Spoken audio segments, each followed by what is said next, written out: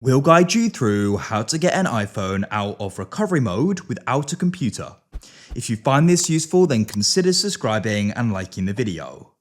So your iPhone is currently in recovery mode and you don't want it to be anymore. So we're going to guide you through how you can go and get back to your iPhone again. Make sure you watch this full guide and don't skip ahead.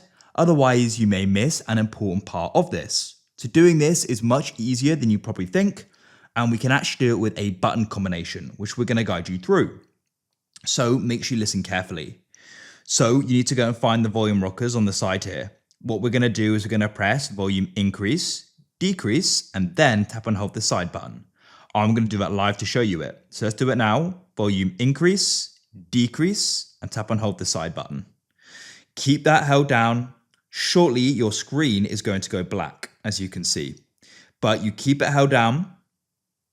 And shortly, we're going to go and see the Apple icon. Shouldn't be much longer. And when you do, release, as you can see. And now it's going to go and start again. And you're going to go and see your iPhone will be back in its normal mode. So it shouldn't be much longer. And we're going to be able to go and use it again. As you can see, here we are. So I can swipe up and unlock it, and that's it.